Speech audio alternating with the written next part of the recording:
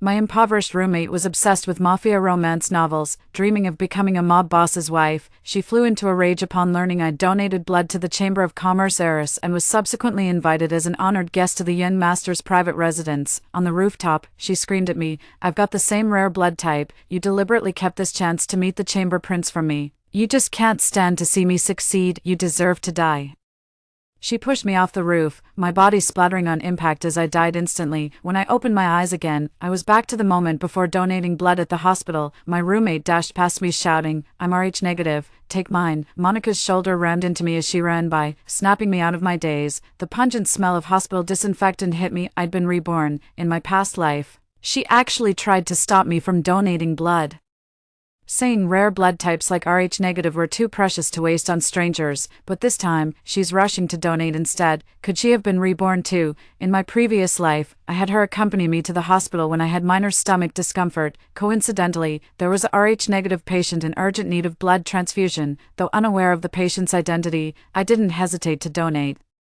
Only later did I realize the person I'd accidentally saved was none other than the heiress of Ocean Alliance, the capital's most powerful business conglomerate. In gratitude, Ocean Alliance wired me a fortune and sent a fleet of 10 luxury cars to my school gate to escort me home. After that, Sean, the young master of the conglomerate, arranged my off-campus status with chauffeured luxury cars for daily school commutes. Rumors started swirling that I'd become the future madam of the business empire. My financially struggling roommate Monica is obsessed with mafia films and TV dramas. She constantly fantasizes about some crime boss falling for her and making her the wealthy, powerful mafia queen. In our dorm, she hysterically confronted me. "You knew it was Yvette who needed the blood transfusion that day, didn't you? You know how much I idolized the syndicate. Why didn't you tell me? Had I known it was for Yvette, I would have donated blood in a heartbeat. Then Sean would be in love with me now." I've explained countless times that I had no idea who needed the transfusion, but she refuses to believe me. Later, she lured me to the rooftop and pushed me off. Monica looked deathly pale after donating blood. They must have taken quite a bit from her. She shot me a triumphant look. "What are you staring at? I'm Yvette's real savior this time." I played dumb. "Yvette? You mean the Yvette from Alien Group?"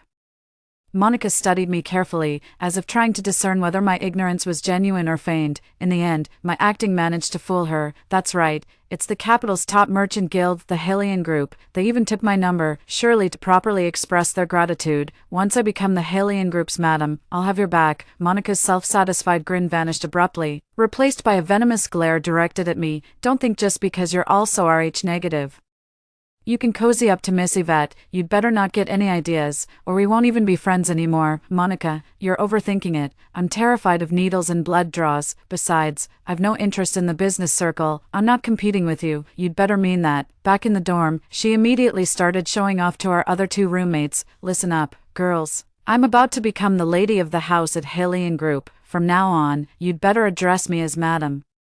Since we're dorm mates, I might just throw you a bone and look out for you." Linda leaned in. "Spill the tea. What's going on?" Monica immediately launched into a dramatic, embellished retelling of her blood donation heroics. Grace piped up, "Wait, Wendy, aren't you Rh negative? How come you didn't donate blood for the Chamber of Commerce Heiress?" "Monica's already gone. We don't need that many people." Linda teased me. "What a shame. If you'd donated blood, you could have been the young mistress's savior." Monica shot me a look. "She's not that lucky." "True, you can have that good fortune instead." The very next day, Alien Group sent over a mountain of thank you gifts. Our entire dorm room was overflowing with luxury brand items, and Monica even received a hefty sum deposited directly into her bank account. Monica was over the moon, flaunting her new Chanel bag. "I just saw this on their website. It costs 200 grand.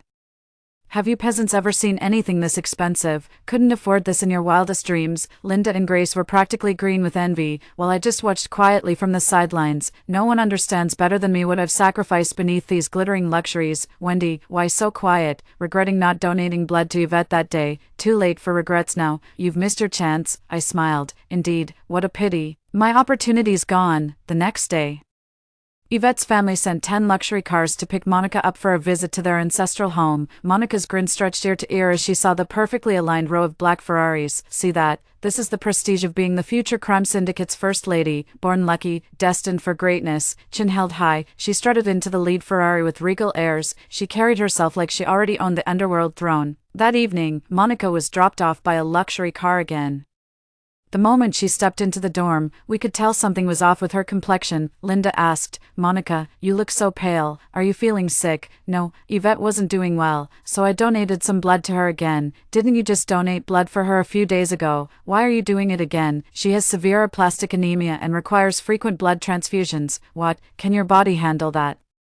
"Wendy has the same rare blood type. Maybe you two should take turns donating for the young mistress." Linda made the suggestion casually, but Monica flew into a rage. She shoved Linda right away. "You're really siding with Wendy, huh? Is Wendy your damn sugar daddy? You're so worked up about her not donating blood for Yvette. Think she'll take you in as her maid if she climbs the social ladder?" Linda's eyes welled up with angry tears. "How could you say that, Monica? I was just looking out for you. Save your fake concern. I know you're full of shit. You want Wendy to donate blood. She's not even worthy." Her venomous glare swept over us. "I'm the only future lady of Hellion Group. Tuck away your petty schemes, or I'll make sure you regret it." Linda tried to confront Monica, but I held her back. "Cut it out. We can't mess with Monica now." Monica looked at me arrogantly. "Wendy, you know your place." Grace made Monica a cup of brown sugar water. "Drink this to replenish your blood. You've got good eyes." She took the cup, took a sip, then immediately spat it out and hurled the cup at Grace. "Are you trying to scald me to death? If I get burned, your entire family's assets couldn't begin to cover the damages." The scalding brown sugar water splashed across Grace's chest. Wearing just a thin camisole in summer, the boiling liquid made her scream in agony. I rushed her to cool the burn with running water, but even so, angry blisters had already risen across her chest. Grace yelled through tears, "Monica, I made you brown sugar water out of kindness, and this is how you repay me. Not only did you reject it, but you also splashed it all over me. Look how badly you've scalded me. You should have let it cool first. I'm being generous by not holding you accountable. Serves you right for getting burned." I suppressed my anger and said, "Monica, the brown sugar cubes won't dissolve without boiling water.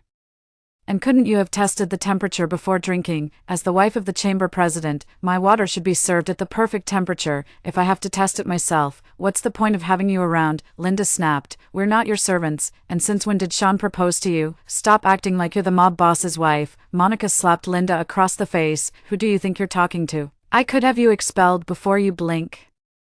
I quickly stepped between them. "Monica, Sean wouldn't be happy if he knew you're getting roommates expelled over petty drama." Monica glared at me viciously. "How dare you threaten me?" "Not a threat, just a friendly reminder." Monica scoffed. "Mark my words, you'd better show me some respect from now on. I'm not like you people. We're not even the same class. You're just a bunch of lowlifes." The three of us thought Monica had lost her mind, so we all ignored her. Within 2 days, Yvette's family sent a car to pick Monica up again. Monica made sure we noticed. "Ever seen a Bugatti before? You'd never lay eyes on such luxury without me. Bunch of country bumpkins. Feast your eyes." Linda clenched her fists. Spotting the butler exiting the car, she immediately dragged me toward them. "Hello, if your young mistress needs a blood transfusion, my roommate here can help. She's got RH-null blood too." With that, Linda shot Monica a triumphant look. The butler immediately asked me, "Miss, would you like to visit the old mansion with us?" Before I could respond, Monica blurted out, "She's not going. She can't donate blood. She has hepatitis A." Linda snapped angrily, "That's nonsense. Wendy is perfectly healthy and doesn't have hepatitis." Monica retorted defiantly, "Haven't you noticed how yellow her scara has been these past 2 days? That's a classic hepatitis symptom. Having her donate blood for Miss Yvette would be downright dangerous."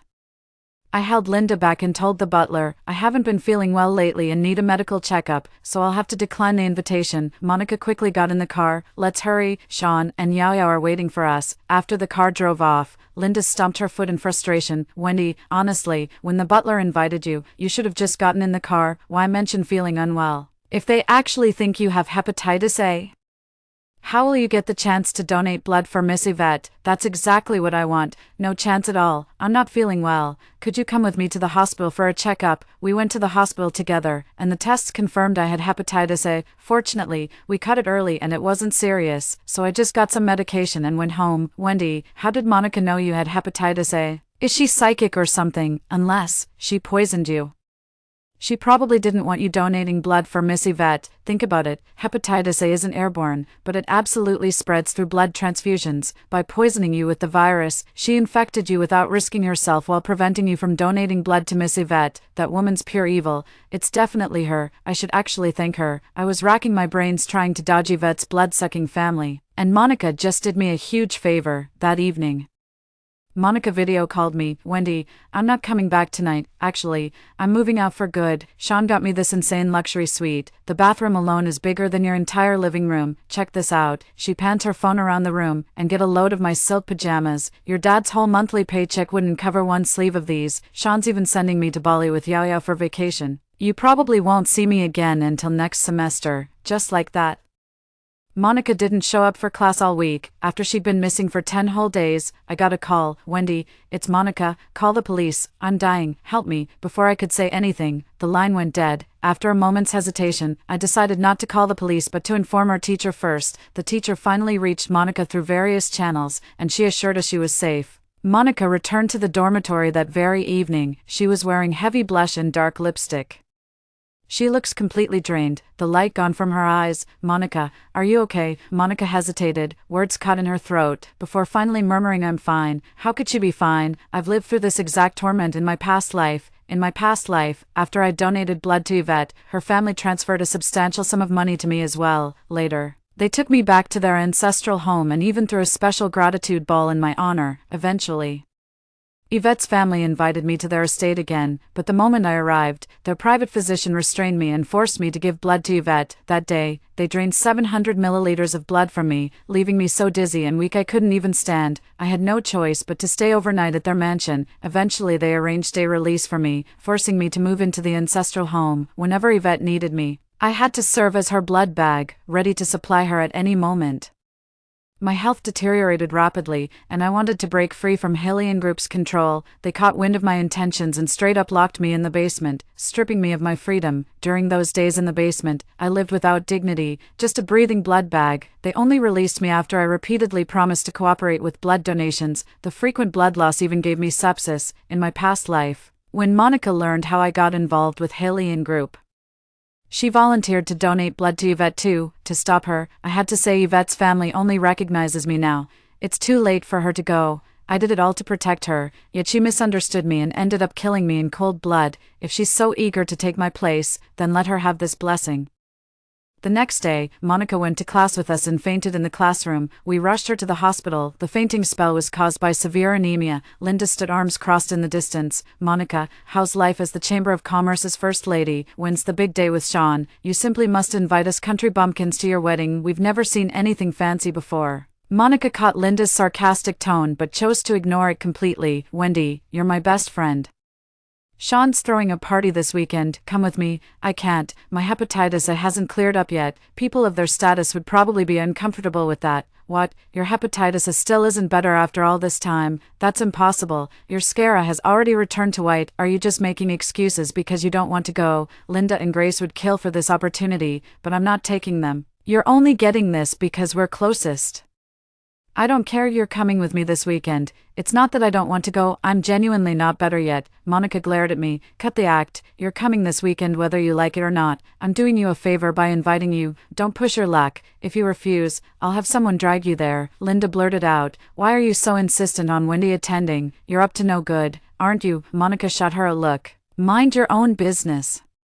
Our Seagull Alliance group isn't someone you want to mess with. I tugged at Linda's sleeve and gave her a meaningful look. Relax, Monica wouldn't actually hurt me. Come on, I'd never hurt Wendy. I'm her best friend. When the weekend came, Monica practically dragged me to the old Yvette family estate. This place was where my nightmares began, and even now, seeing these familiar sights makes me shiver uncontrollably. Monica noticed something was off. What's wrong with you? It's nothing.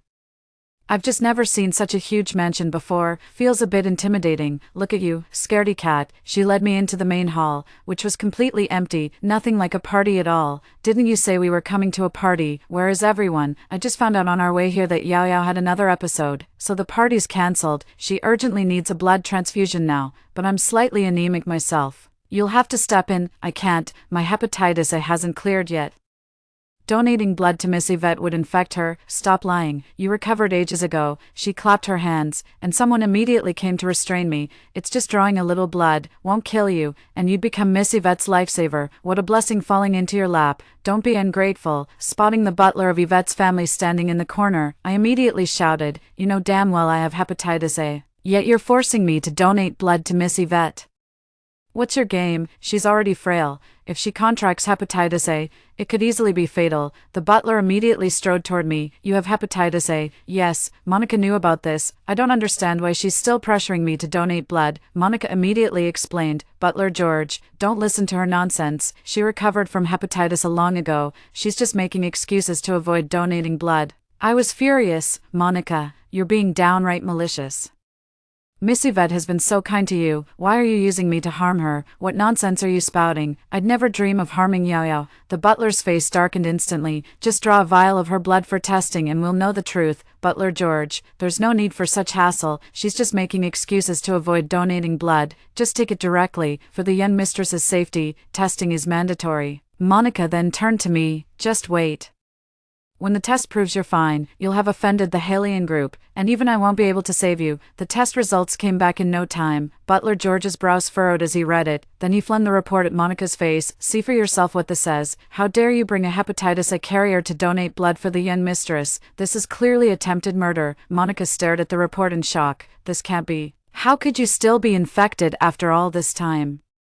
This makes no sense. What's so hard to understand? I have a weak constitution and take forever to recover from illnesses. How many times must I tell you I have hepatitis A? I can't donate blood for Miss Yvette, yet you never listen. Monica dropped to her knees in terror. Mr. George, I swear it wasn't intentional. I thought Wendy was lying to me. If I'd known she was still sick, I wouldn't have dared let her donate blood for Yvette even if you paid me double. Butler George lashed out with a kick, sending Monica sprawling across the floor. Yvette, you dare address the young mistress so casually. You're nothing but her blood bag. Don't flatter yourself. I see your game. You brought this diseased wretch here to sabotage the young mistress's treatment. Monica collapsed to her knees in terror. I didn't do it. How could I ever harm the young mistress? I'd be signing my own death warrant. Please believe me, Mr. George. It was truly an accident. It's her. She deliberately hid the truth. She knew I wouldn't believe her, yet she couldn't be bothered to explain properly. This is all her fault. Monica pointed at me, trying to shift all the blame onto my shoulders. I've told you countless times already. How much clearer do you need me to be, Mr. George? If I truly intended to mislead Monica, I wouldn't have asked you to verify anything. I could have just donated my blood and left without this fuss. Besides, I've never even met the young mistress. Why would I want to harm her? Butler George found my reasoning sound and promptly slapped Monica twice across the face. This was clearly your scheme to harm the young mistress, yet you dare shift blame. If your blood weren't still useful, you'd already be chopped into pieces and fed to the dogs. Monica trembled like a leaf. I was wrong. This is entirely my fault. Please, give me another chance. Someone, draw her blood now. Monica was pinned down as a thick needle plunged into her arm, her face rapidly turning deathly pale. The blood bag swelled visibly while Monica's complexion grew increasingly ashen. I couldn't hold back. Stop the transfusion. She'll die if you take more. With a gesture from Butler George, the doctor withdrew the syringe from Monica's arm. We'll spare your life for now. That's enough blood today. Stay away from your hepatitis-infected classmate. Catch any disease, and you're done for. Monica kept sobbing in fear. I understand. Butler George turned to me. Remember, you're here as a guest tonight. One word about this to outsiders, and you and your family will regret it. Got it. Got it. My lips are sealed. Get the hell out of here. I hurried toward the exit, with Monica trying to follow me, only to be blocked by the bodyguard at the door. Monica pleaded tearfully, Butler George, please let me return to school. If I keep missing classes, the teachers and students might notice something's wrong that would only cause trouble for you all. I turned back and said, Butler George, it's perfectly safe for Monica to stay in the dorm. My hepatitis A isn't airborne, she can't catch it. Butler George pondered for a moment. Mind your tongue when you return. The last lesson should have taught you well. Remember what's to be said and what's not. I understand. I'll never dare do it again. The moment we stepped out of the old house and onto school grounds, we both breathed a sigh of relief. Monica looked utterly bewildered. How can you still laugh at a time like this? Why shouldn't I laugh? I'm not you. I never imagined your life as the Merchant Association's first lady would be like this.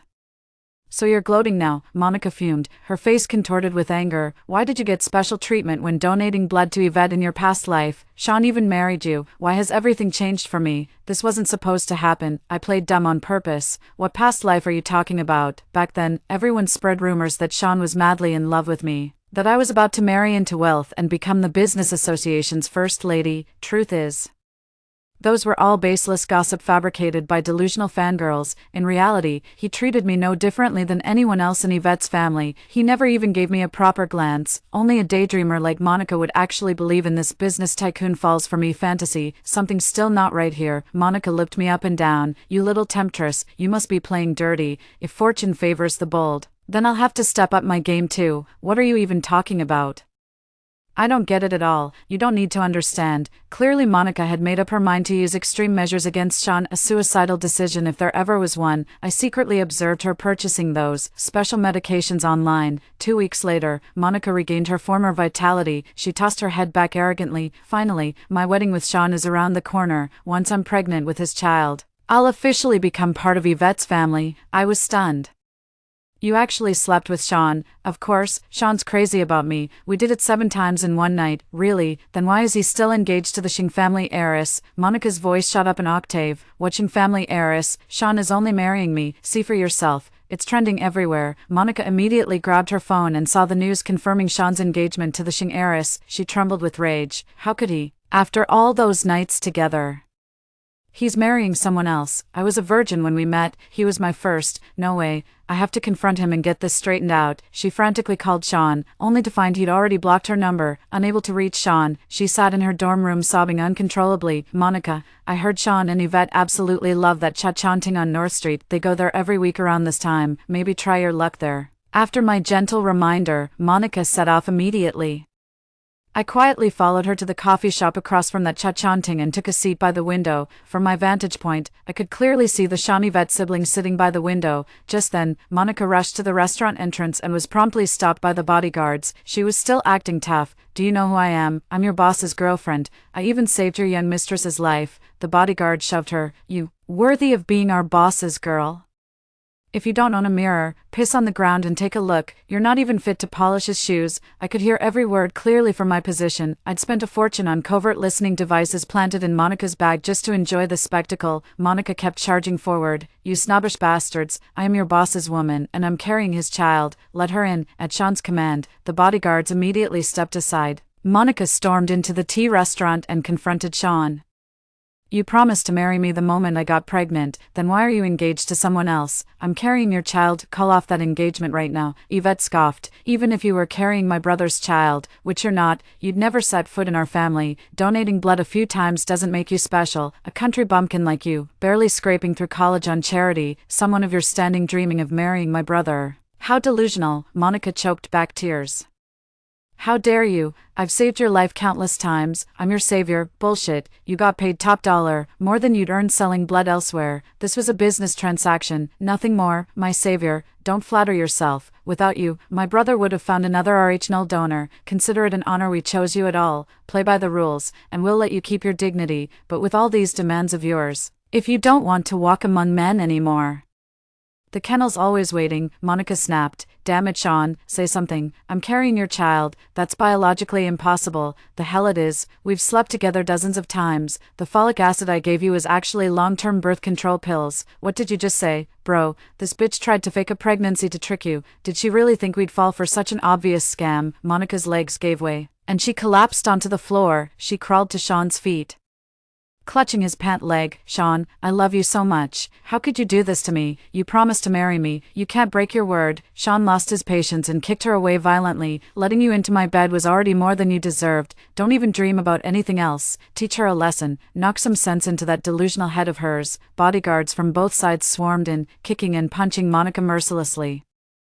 Her agonized screams were so piercing they made my ears ache. Bro, don't beat her to death. If she dies, you'll have to find me a new blood source. I know. They know when to stop. After the beating, 2 bodyguards dragged Monica out and threw her through the doorway. Sean stood at the doorway, looking down at her with disdain. I'll let it slide this time. Dare to entertain such delusions again, and I'll take your life. Seeing the situation was nearly resolved, I quickly slipped out through the coffee shop's back door. I got back to the dorm before Monica. When she returned, her face was swollen like a balloon. Seeing her bruised face and limping gait, Linda immediately asked, "Who did this to you? Was it one of your boyfriend's enemies?"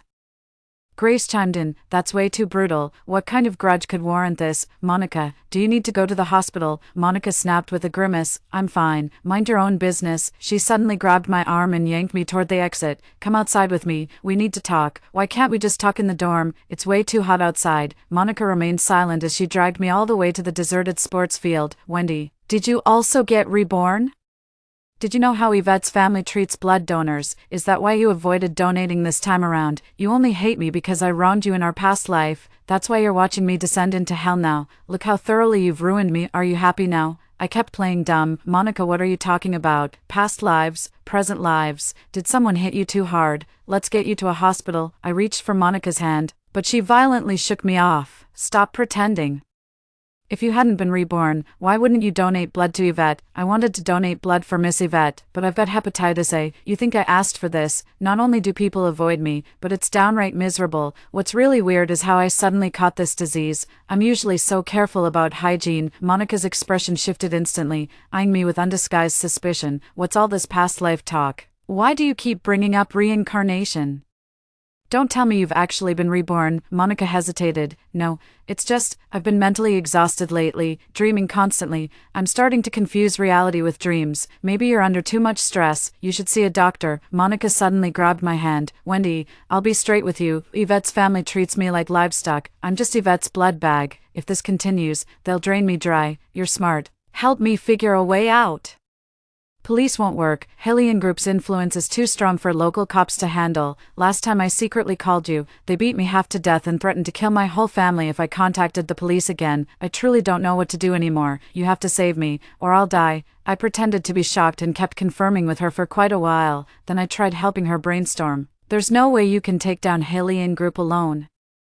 But after what Yvette's siblings did to you, killing them would be justified, but with all those bodyguards around them, you wouldn't stand a chance at killing them. If only they'd suddenly come down with some fatal illness and drop dead on their own." Monica fumed. "Those siblings are disgustingly healthy. Yvette could live to 90 by sucking the life out of others. If I were you, I'd catch some disease and pass it to them.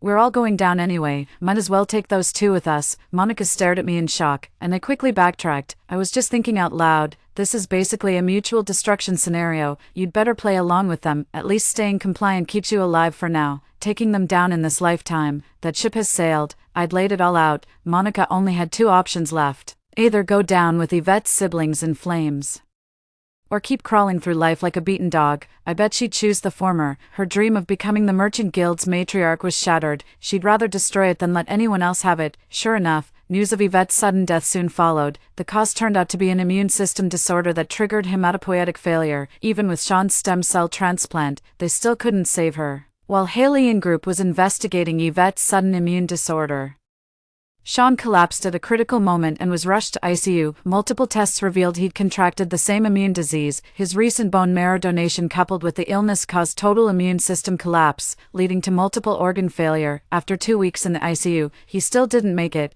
With its leadership gone, Hellion Group descended into chaos instantly. Power struggles erupted within the conglomerate as factions vied for control, seizing the opportunity. Police dismantled the city's largest crime syndicate, which controlled half the capital and was involved in numerous illegal operations piece by piece. Monica burst into laughter when she saw the last member of Hellion Group getting arrested. "Did you see that, Wendy? Hellion Group is finished. A massive conglomerate like that, brought down by little old me. If Sean had just married me back then, none of this would have happened. Their downfall is exactly what they deserved."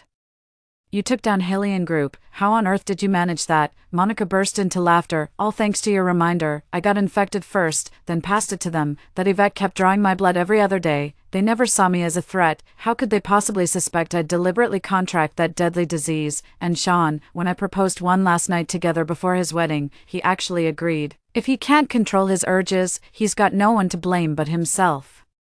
So that means, you're now." Before I could finish speaking, Monica's nose started bleeding. "It's fine. I took my meds on time. With proper medication, I've got at least 30 more years." The nosebleed worsened rapidly, soaking the front of her shirt. "Monica, that's so much blood. Are you sure you're okay?" "It's nothing. Just a nosebleed." The moment she said that, she collapsed to the ground. I immediately called 120, and Monica was rushed to the ICU upon arrival at the hospital.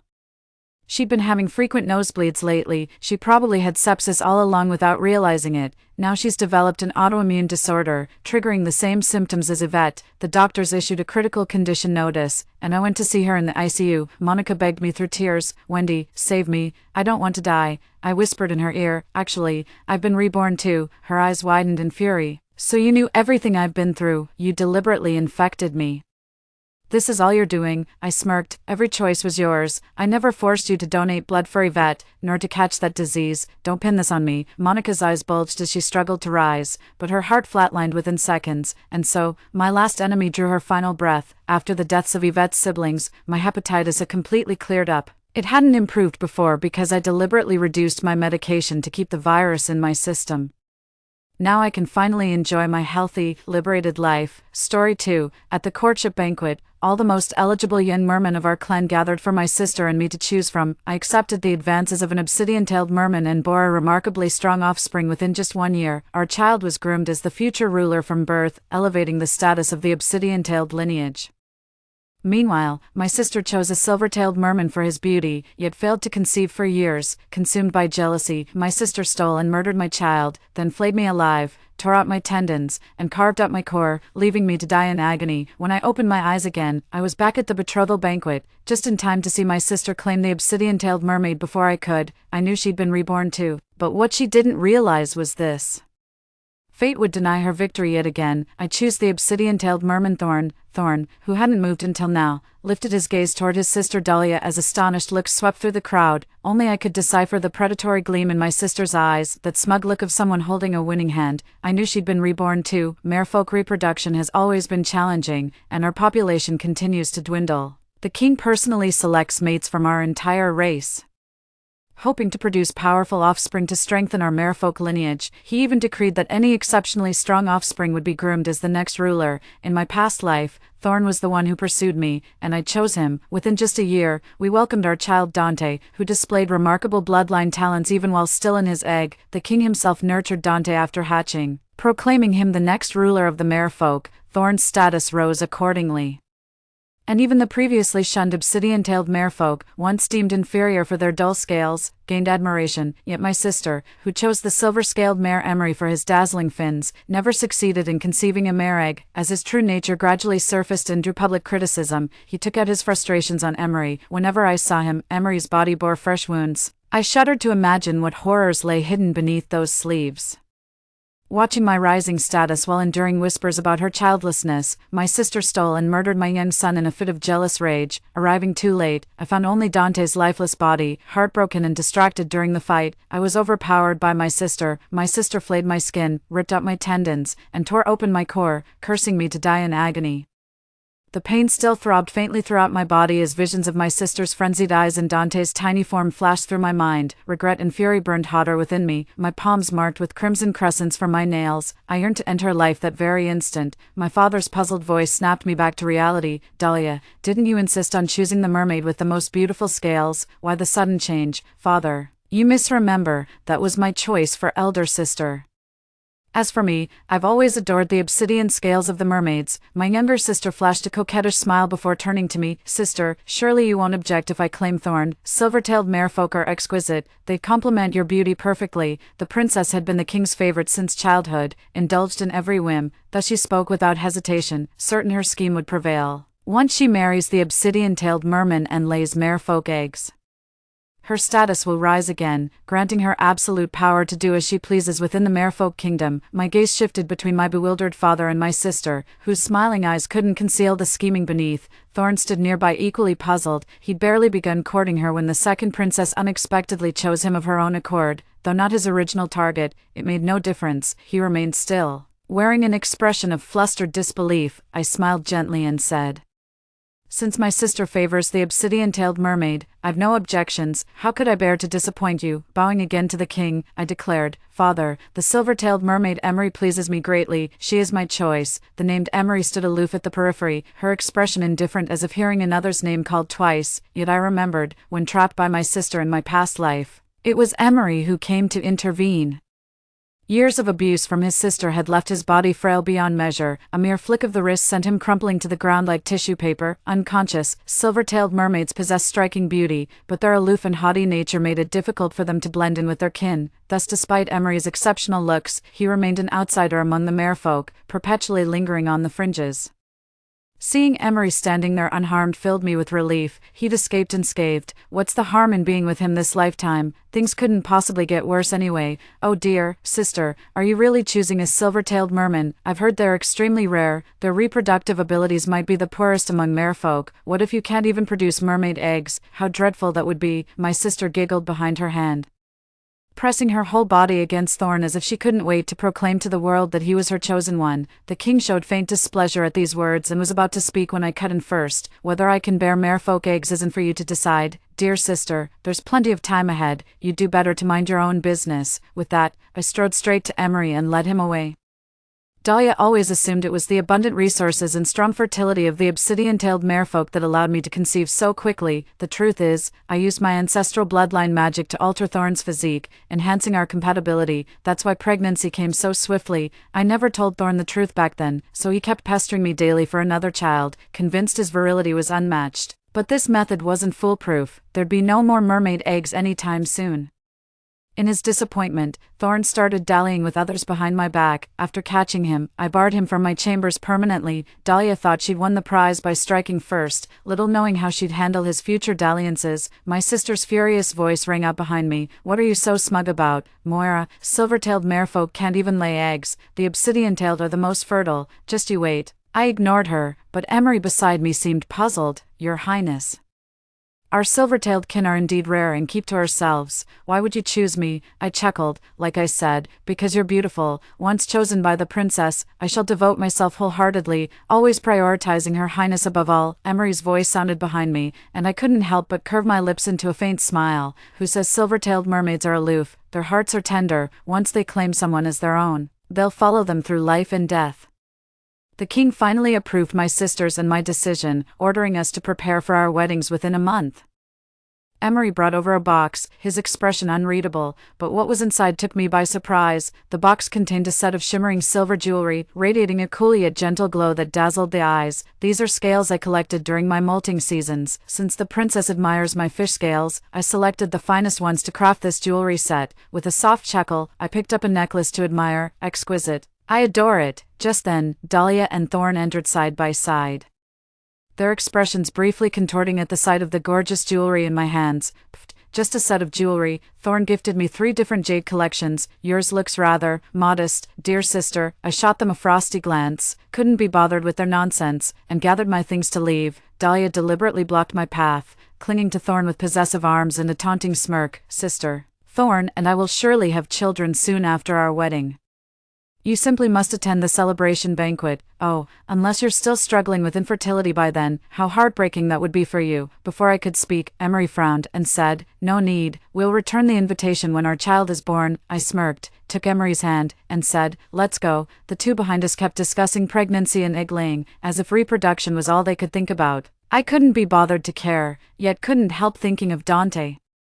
He was just a toddler, barely able to call for his mother. When Dahlia in her madness took his life, a sudden gloom came over me, which Emery immediately noticed. Your Highness, what troubles you? He asked with concern. It's nothing, just remembering someone from the past. Forcing a smile, I changed the subject. The Lantern Festival is in 2 days. The streets will be lively. Would you accompany me? Emery readily agreed and accompanied me as we explored every nook and cranny of the streets. Riverside vendors sold floating lanterns. I bought one, lit it, and gently set it afloat on the water. As the lantern drifted lazily away, I found myself lost in thought, wondering where Dante might be at that moment. Chapter 2. A lantern's orange glow suddenly illuminated my face. Turning, I saw Emery standing there. Having appeared without a sound, I lowered my gaze to the lantern's design and chuckled. Where did this lantern come from? It's absolutely adorable. Emery looked at me earnestly.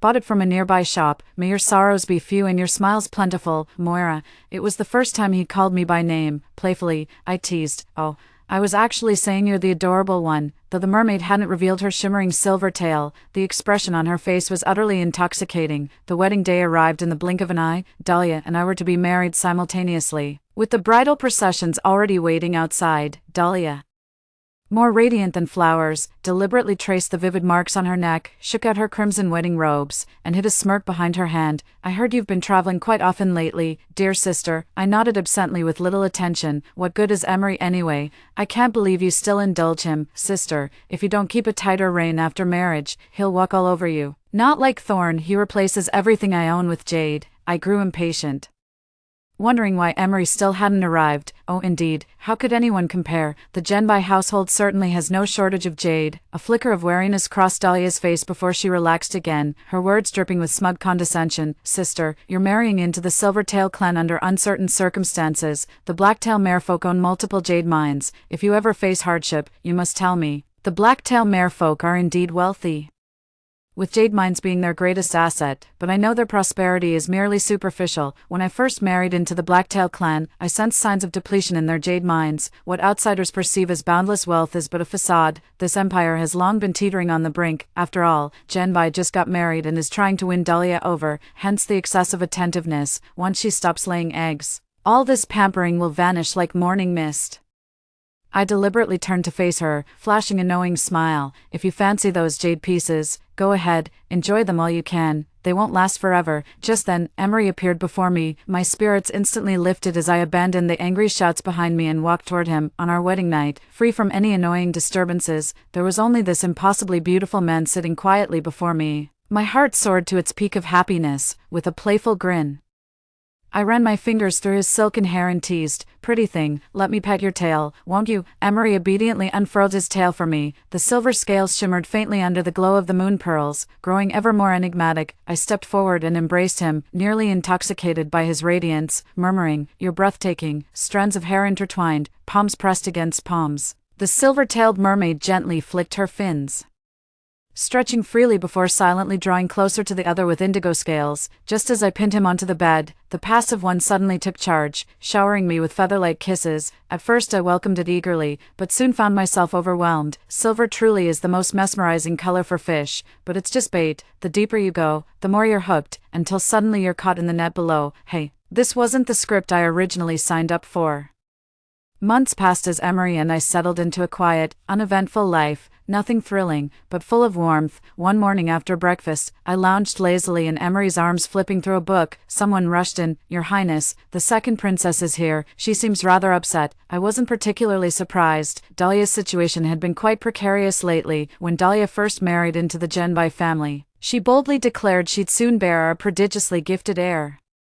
Months have passed without any movement from their side, yet the crowd of onlookers keeps growing, with all the gossip swirling around and Dahlia's inability to conceive. Life in the Kuru family must be tough for her, but why come to me? Wondering this, I had her let in to see what she wanted. Dahlia barged in without regard for others present and confronted me directly. "Moira, what did you mean by your words that day? Was this your doing?" I was confused at first, but gradually understood the reason from Dahlia's accusations and interrogations. It turned out to be about what I'd said during our wedding, when I hinted that the jade mines in Xianwei wouldn't last. Dahlia took it as me cursing her with infertility. The thought nearly made me burst out laughing. Egg-bearing has become her obsession. Every little thing makes her jump to that conclusion.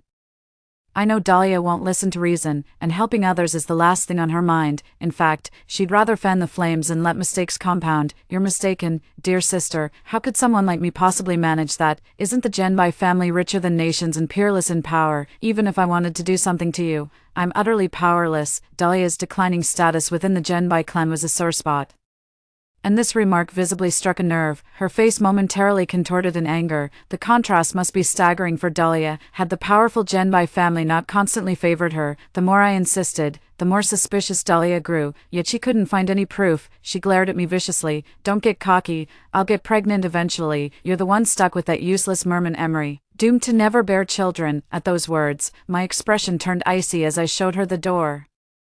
"Let's not trouble our sister with our affairs. She should focus on her own problems instead." Unexpectedly, news soon broke that Dahlia was pregnant. I was surprised. Dahlia and I share the same father, and our constitutions are quite similar. I knew full well that a union between her and Thorn should have made conception nearly impossible, let alone achieving pregnancy within just 6 months. I wouldn't have believed it if I hadn't seen Dahlia's swollen belly with my own eyes.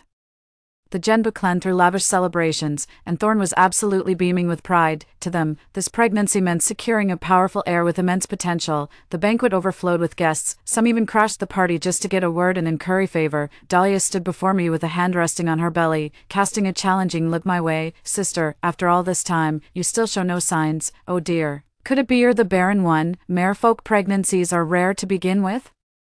And with Dahlia and Thorn's incompatible constitutions, something's definitely fishy here. I adjusted my sleeves, refusing to look at Dahlia's revolting face. Chapter 3. No mermaid has ever gotten pregnant this quickly. You know exactly how you did it. Dahlia instinctively looked down at her belly, then she snapped her gaze back to me, guilt still flickering in her eyes. What are you implying? Are you accusing me? Jumping to conclusions without even hearing the full story. What rare stupidity. But merfolk have shorter late-term pregnancies. She'll give birth in about 2 months. We'll see the truth then. No particular meaning, just wishing you a smooth delivery. I smirked, casting a pointed glance at her belly before sauntering off. 2 months had passed since Dahlia's due date, yet everything remained eerily quiet as if nothing was amiss. Even the king was denied visitation, and the entire Genbai clan's atmosphere had undergone a night and day transformation. That's when I knew something was wrong with the child. A few days later, I received word from the king summoning me to the Genbai clan's territory. Of course I'll bring Emery along. Among the Obsidian Tail clan, Dahlia was cradling her pup while shouting excitedly. This was a mermaid with an azure tail. This is mine and Thorn's child. The color mutation comes from intertribal merfolk breeding. The moment I stepped in and heard that remark, I leaned against the doorway to enjoy the show. Mutations are just atavism. This color only appears if it existed in our ancestry. Thorn glared coldly at Dahlia. There were no blue-tailed merfolk in Thorn's lineage. Unaware of this fact and completely missing the implication, Dahlia kept arguing about possible blue-tailed ancestors in both bloodlines. Thorn's face grew increasingly dark, radiating an unprecedented aura of fury. There must be some misunderstanding here. Thorn, you know how deeply Dahlia loves you. She'd never betray you. The king acted as peacemaker, urgently trying to calm Thorn down. Hearing her father's defense, Dahlia cautiously cradled their child and offered the baby to Thorn. Look, this is our child. Those eyes and nose are just like yours. Thorn coldly took the baby, and before Dahlia could show any joy, he stepped back and raised it high. Tell me who you had this with, or I'll drop it right now. Speak. Dahlia screamed. Thorn, how dare you? This is our child. Our own child.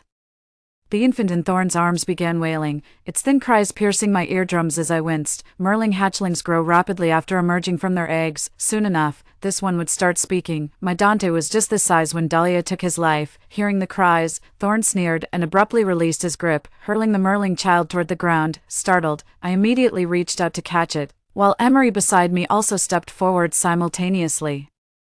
Barely managing to catch the child, Dahlia snatched them away, her face pale and her whole body trembling. The onlookers were also terrified by the scene and began offering words of comfort. Finally, someone suggested, I've heard of a spiritual stone called the kinship tester that can determine blood relations. It's been kept in the royal collection for generations. Why not use it to settle this? Dahlia immediately protested. This is mine and Thorn's child.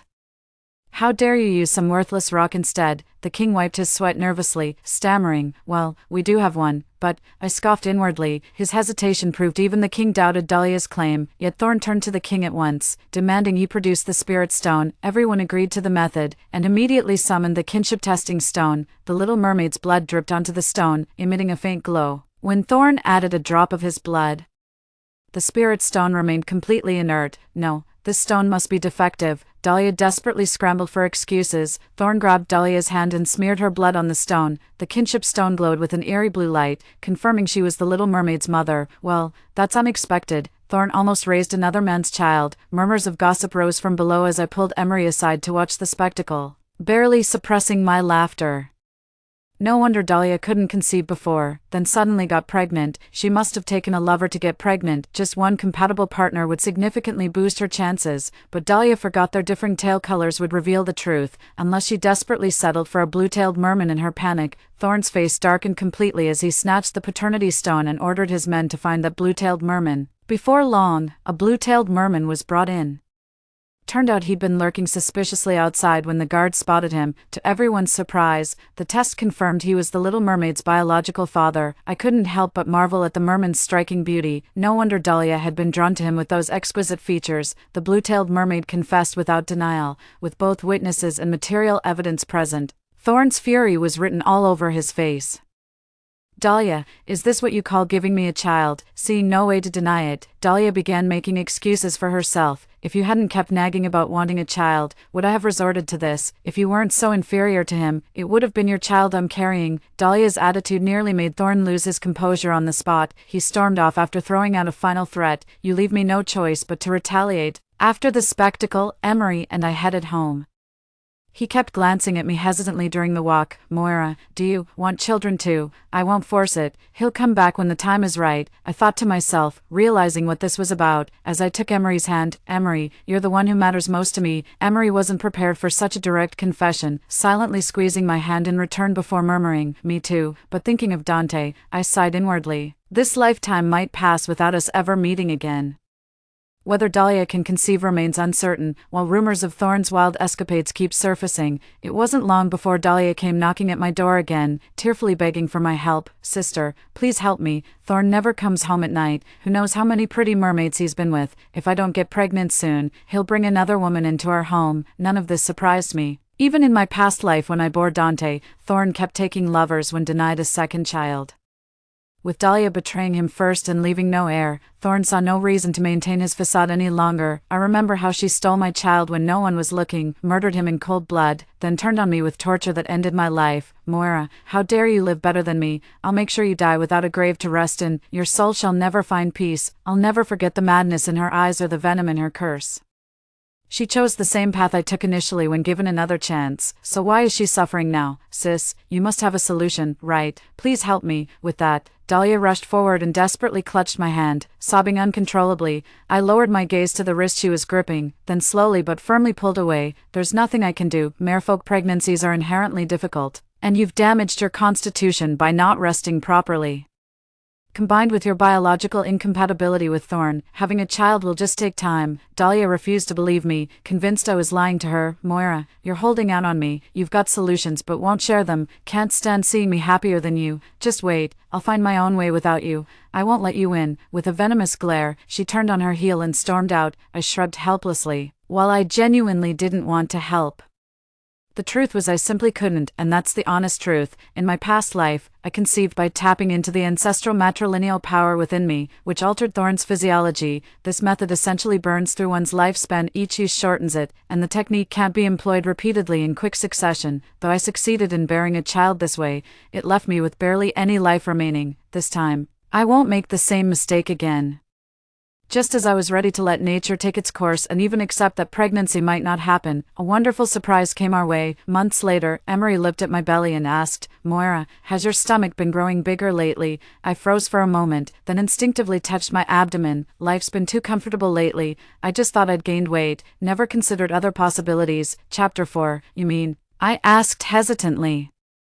Emery gently placed his hand on my belly with cautious hope. Could we be expecting a little one? Before I could respond, he scooped me onto the bed, told me to stay put, and rushed off to fetch the doctor. Watching Emery's flustered retreat, I couldn't help but chuckle. Within minutes, the physician was hastily ushered in. The doctor calmly took my pulse as I leaned against the cushions, though it was Emery waiting nearby who seemed most anxious. Fortunately, the physician soon rose with clasped hands, offering cheerful congratulations. Congratulations to you both. Her Highness is with child, about a month away from delivery. I stood there stunned. Just over a month until birth meant she'd been pregnant for nearly 3 months already, yet throughout this time, I'd felt completely normal, eating and drinking without any noticeable changes. This little one's been such an easy blessing, I murmured with wonder. Emery sat beside me holding my hand, but looked increasingly troubled. Are you really okay? Don't you feel unwell? His demeanor suggested he wanted me to stay in bed indefinitely. I found it both amusing and exasperating, telling Emery not to fuss over me and just act normally, but Emery had other ideas, and started chasing me around daily to force-feed me snacks. A steady stream of tonics flowed in, transformed into exquisite delicacies through ingenious preparations. Within half a month,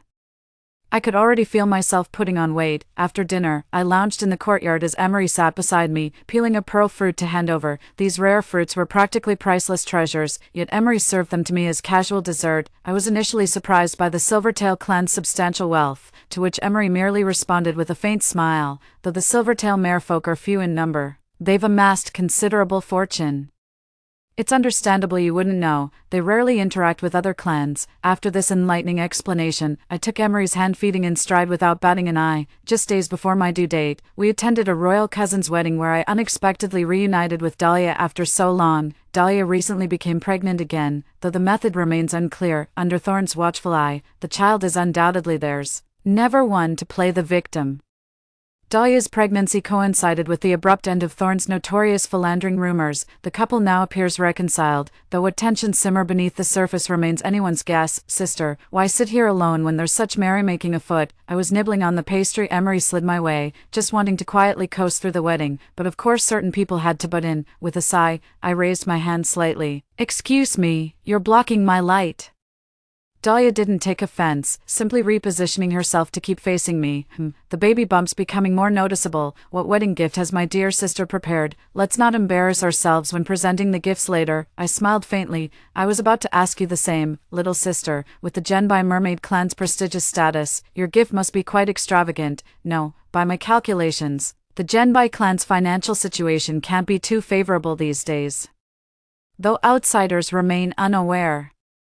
Their own people must have noticed. You can't hide the belt tightening in daily necessities. Dahlia's expression faltered momentarily before she quickly regained her composure, looking down her nose at me with haughty disdain. Naturally, the congratulatory gift we presented was of exceptional quality. It seems Genbai's fortunes have truly declined, yet they still produced an extravagantly valuable gift to save face. Dahlia brought up the pregnancy matter again. Sis, look, even without your help, I still got pregnant. Once my baby's born, you'll never outdo me. I was speechless. Since when was this a competition, though? As I eyed Dahlia's noticeably larger than normal baby bump, could she be carrying multiples? Now that'd be something special. Why don't you keep a closer eye on Thorn? I just saw him chatting with another pretty mermaid. Stunned by the remark, Dahlia didn't even bother verifying its truth before rushing off to find Thorn. Did we actually see Thorn earlier? Emery asked. Confused since we'd been together the whole time without spotting him, I chuckled. Of course not. Dahlia was being annoying, so I made it up. Midway through the wedding ceremony, a sudden sharp pain in my belly made me clutch Emery's hand and curl forward. I recognized these labor pains immediately, collapsing weakly into Emery's arms. Emery, who'd been watching me closely, swept me up the moment he noticed something was wrong, as contractions racked my body. I grew disoriented and lay motionless in Emery's embrace. In a dazed state, I felt myself being gently laid on the bed as the surrounding clamor faded, replaced by new murmurs drifting in. Time blurred before a sudden lightness washed over me. Exhaustion pulled me under, and I surrendered to sleep. When I awoke, Emery sat beside me. On a nearby cot rested a single egg. Emery noticed my stirring instantly, leaning down to brush a kiss against my skin, eyes brimming with tenderness and concern. You've been through a lot, Moira. Actually, it wasn't too bad this time. The baby behaved well these past months, and the delivery went smoothly. In my previous life, the special conception method made childbirth far more painful. Afterwards, Thorn even demanded I personally tend to the mare egg, denying me proper rest. But Emery showed me nothing but kindness, taking care of the mare egg himself. Before long, I fully recovered and was eagerly awaiting the little mermaid's hatching when unexpected news arrived. Dahlia had also given birth. By the timeline, Dahlia shouldn't have delivered this soon. What's more, there wasn't a single update about the newborn's condition. Everything fell off, just as expected. Father sent another summons from the Obsidian Tail territory, demanding my presence, remembering last time's incident. My curiosity was instantly piqued. I could hardly wait to see what fresh drama awaited. The moment I stepped inside, I witnessed Thorn and Dahlia locked in a physical struggle. I was stunned. Weren't these two supposed to have reconciled? The last time they fought this fiercely was during the birth of the teal-tailed marefolk. At this thought, I realized Dahlia's newborn wasn't present, so I turned to my conflicted-looking father and asked. The king sighed and gestured toward the inner chamber.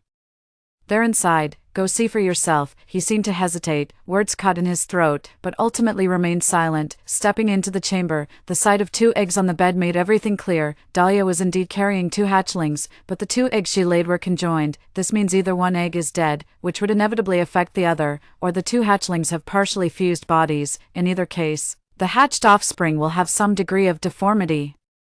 Stepping out of the inner chamber, Thorn and Dahlia were still arguing. Thorn refused to acknowledge the deformed child, while Dahlia kept screaming, "Didn't you want a child? Here's your baby. Why are you rejecting it now? You brought that witch doctor to dose me, then doubled the potion to conceive twins. This is what your meddling created. It's all your fault," Thorn snarled. "This is what happens when you force premature labor, you lunatic." The child wasn't ready. After listening for a while, The pieces finally fell into place. Thorn consulted a witch doctor for fertility potions and overdosed to conceive twins. Then Dahlia, for some insane reason, insisted on inducing early labor right after my delivery. This resulted in deformed eggs being hatched. Now they're blaming each other. One claims premature birth caused it. The other swears the witch doctor's potion was faulty. If you had money, would you even be seeing that quack? Useless trash. Well, running out of cash too, huh?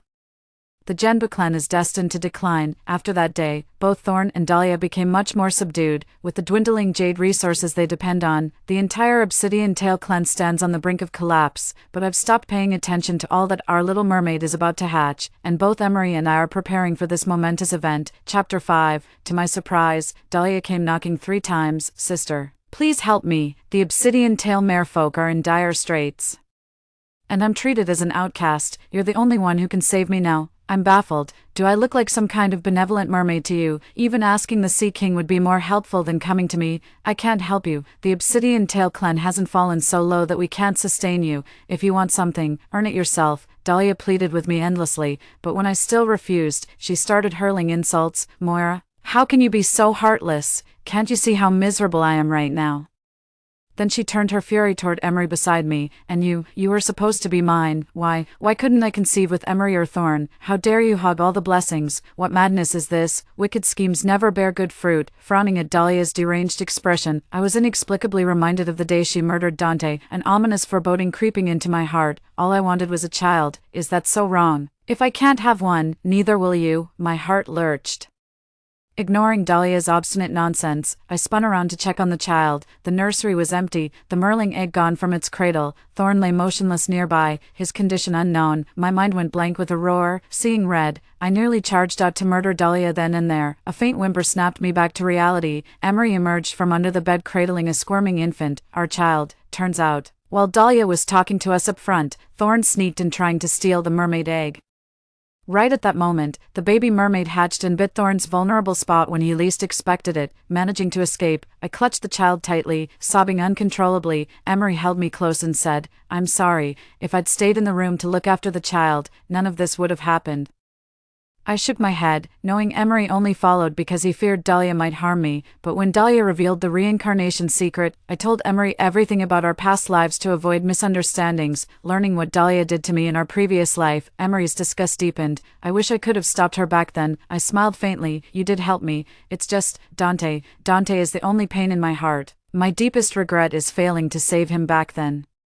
Letting him suffer so much at such a tender age. Emery looked at me and comforted. Don't grieve. Perhaps your bond with Dante isn't severed yet. Someday, he'll come back to you, having regained what was lost. I immediately told my father the king without hesitation. Even the king couldn't side with Dahlia this time. She was punished according to the law, doomed to spend the rest of her days in perpetual darkness. Thorn's body was carelessly discarded, left unattended. Emery and I had a beautiful silver-tailed merman child, whom we named Rafe. Rafe was exceptionally gifted, growing rapidly as the king groomed him to be the successor. As for Emery and me, we traveled the world or settled in various places until I became pregnant again years later. As the teal-colored little mermaid emerged from her shell, that familiar face made me blurt out, "Dante." Emery smiled and said, "See, those bound by fate will always find their way back." End. Story 2. What is the ultimate form of winning without effort? When the zombies arrive, I am in my self-built house made of copper and iron, munching on corn and petting my dog. In the yard below, the zombie king tirelessly plows my field, lured by the dangling sausage above his head. Oh, and not too far away, my ex-boyfriend, turned zombie, wanders aimlessly through my orchard. Maybe he should plow the field too. At this suggestion, the zombie king bares his teeth fiercely, scaring my stiff ex-boyfriend into sprinting away for miles. "Nicola, let's break up." The grisly, gaping mouth before me suddenly vanishes, replaced by Alexis's constipated expression. My mind echoes emptily. I have not yet recovered from the fear of being bitten by a zombie, my body shivering. You know my family is the richest in the city. The gap between us is just too big. Hearing Alexis's confident speech, I suddenly burst into laughter. I survived. Not only survived but also returned to 6 months before the zombie outbreak. In the face of life and death, being dumped by a jerk no longer seemed important, so, under Alexis's astonished gaze, I opened my palm. Compensation for wasting my youth. 2 million. 6 months later, the zombie virus outbreak would turn densely populated cities into the first to fall. Not only interactions between humans and zombies but also between humans themselves would become a massive safety risk. This time, With 6 months at my disposal, I would not end up cold and hungry, eventually dying in fear at the hands of zombies as I had in my past life. The most absurd thing was, at the moment of my death, a broadcast announced our victory. I smile ruefully, without the energy to dwell on the past. With half a year left, I needed to prepare for the sudden onset of disaster, with Alexis's 2 million. I redeemed the orchard that had been mortgaged after my father's death. Rows upon rows of fruit trees ensured I wouldn't starve. The day I signed the contract, I hired a construction crew to demolish the small wooden hut used for beekeeping and began building a 5-story villa made of concrete, 2 stories below ground, 2 above. Young lady, do you need such a big house just for yourself? 2 floors above ground should be enough. Uncle, it's too hot above ground, the fruits spoil easily. I need to store the picked fruits underground first before selling them. Wouldn't a cellar be enough for that? No, far from enough. Insisting repeatedly, I had the foreman bring in an excavator from afar, digging out a 5 to 6 meter deep foundation to build 2 underground levels and even a well. I insisted on using the best materials for construction and waterproofing. The walls were twice as thick as those of ordinary houses, and I opted for double-layered tempered glass windows. The surrounding walls stood 5 meters tall. Perhaps my demands were too high. As the house took 5 months to complete, leaving just 29 days until the outbreak of the zombies, looking at the finished house, the workers murmured among themselves, "Look at this house, such small windows, walls so thick, it's like a bunker, doesn't seem like a place for a young lady." I felt a sinking feeling in my heart but swallowed the words on my lips. I didn't want to compromise my safety out of momentary soft-heartedness. 2 days later, on October 7th, there would be a massive car accident on the Yunqing Expressway. The suburban construction team of 57 people, none would survive. This was the reason I specifically paid extra to hire this construction crew. The construction team consisted of a little over 50 people. Despite having a confidentiality agreement with them, the outbreak of zombies was inevitable. And it was certain that others would target this place. I felt as if my heart was pounding, filled with anxiety and guilt. The construction team left early in the morning, and the leader handed me a puppy, just born a month ago, placing it in my hands. "Little lady, you seem to lack a sense of security. Raising a dog can help you guard the house." In truth, I was hesitant, fearing that the dog's barking might attract zombies. However, when the puppy softly whimpered and licked my fingers, my heart melted instantly. Humanity would have to battle zombies for a whole 10 years. Being alone was just too lonely. I named the puppy Lucky, a name easy to live up to. "Uncle, I just checked the calendar, and the next couple of days are not suitable for long trips. If you want to go out of town, it's better to leave a few days later." That was all I could say to him. The rest was just wishing them luck. No sooner had the construction team left than I drove off in my newly bought pickup truck to gather supplies, with only 29 days to prepare. There was a lot to buy. First, I swept through a seed store, purchasing 100 kilograms each of corn and wheat seeds, a few kilograms of various vegetables, and several commonly used pesticides and farming tools, filling the truck to the brim. The next day, I bought dozens of books on farming and breeding from a bookstore, and then stocked my backyard fish pond with several hundred fish fry. Having only ever kept pet fish before, I hoped the experience would come in handy later. To avoid suspicion, I procured rice and vacuum-sealed rice under the guise of restocking at various wholesale markets in the city. Since rice has a shelf life of only 3 years, and vacuum-sealed rice lasts at most 18 months, I only stored 800 kilograms of vacuum-sealed rice but secured a ton each of rice and wheat, along with 200 barrels of cooking oil. I also bought 100 packs of noodles, 50 boxes of instant noodles, and 50 kilograms of tofu skin and dried tofu. By the time I had finished these purchases, the 2 million provided by Alexis was nearly depleted. All the water facilities in the house were connected to a well in the yard, so I didn't have to worry about water shortages for the time being. But living without electricity was not an option. Biting the bullet, I took advantage of various online deals to buy solar panels covering my entire rooftop. I also purchased a biogas digester commonly used in rural areas to generate gas for electricity and handle waste disposal. Besides securing a water supply, I also bought a water purifier. If there was excess electricity from the solar panels, I could purify well water for drinking if needed. After setting up the basic infrastructure, the rest was buying a large quantity of daily necessities, under the guise of donating to mountainous areas. I wholesale purchased 100 boxes of sanitary pads, 50 boxes of compressed biscuits, and 50 boxes of potato chips, along with a small quantity of nuts. Due to the small capacity of the pickup, I had to make at least 4 trips a day, and for fear of revealing my secret, I moved even the heaviest items by myself. Fortunately, the construction team later installed a pulley system, saving me the trouble of carrying hundreds of kilograms up and down the stairs alone, just before the apocalypse. The knives I ordered online finally arrived. I breathed a sigh of relief and locked the front door tightly. After a month of preparations, I had finally gathered all the necessary supplies. By then, Lucky, who had been weaned just a month earlier, was already able to follow me everywhere. Luckily, like me, he was calm and steady, not a barking dog. I was ready to wait out the end of the world in seclusion. But on the third day of the zombie outbreak, someone knocked on my gate.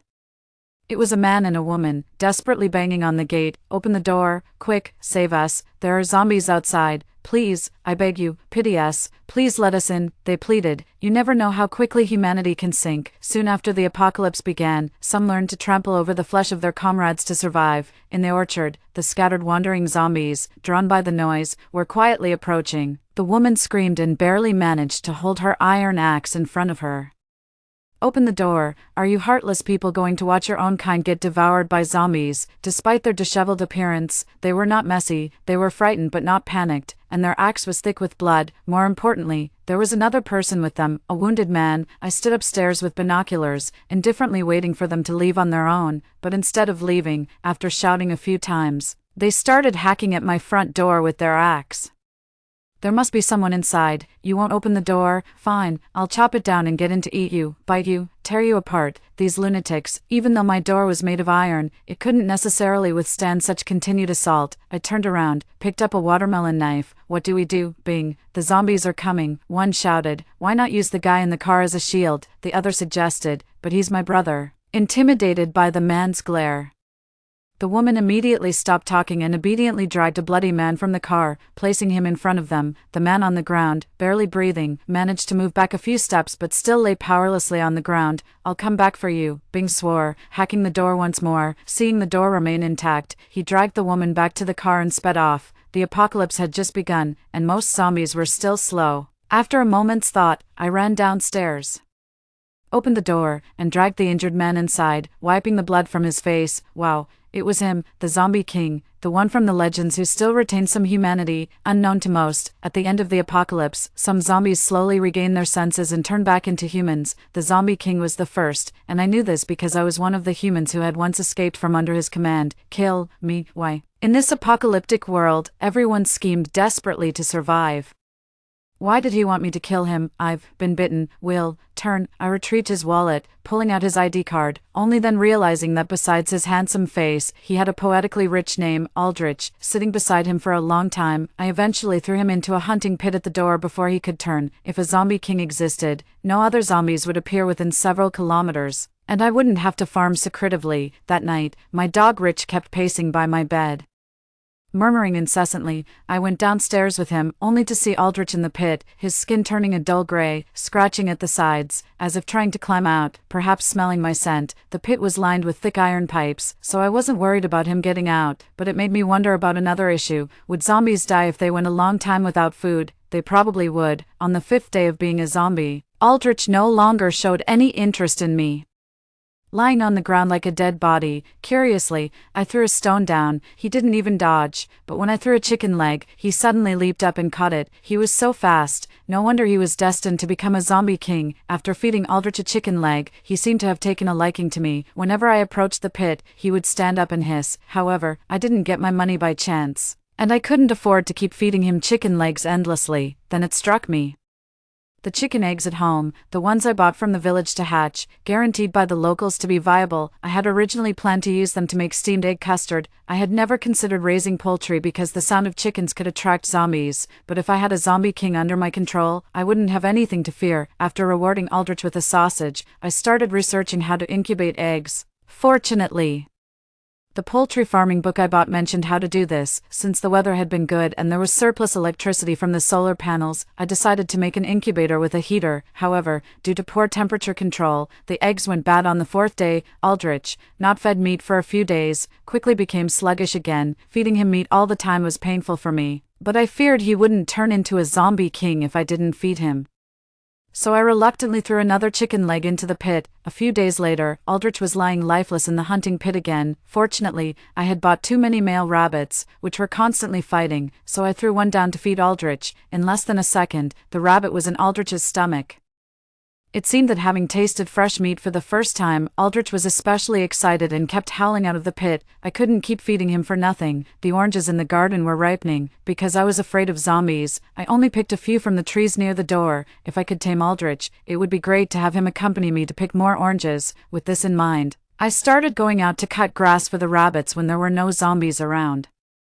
Then divided a rabbit into 4 parts and stored them in the cellar to feed Aldrich regularly. After a week of this routine, Aldrich only showed excitement during feeding times. Even when half of a dead rabbit fell into the pit, he remained unresponsive. It was time to test the results of my feeding. Wearing thick gloves, I slowly reached into the pit. Aldrich raised his head to sniff, slowly opened his mouth, and my heart raced. Just as I was about to retract my hand, he closed his mouth.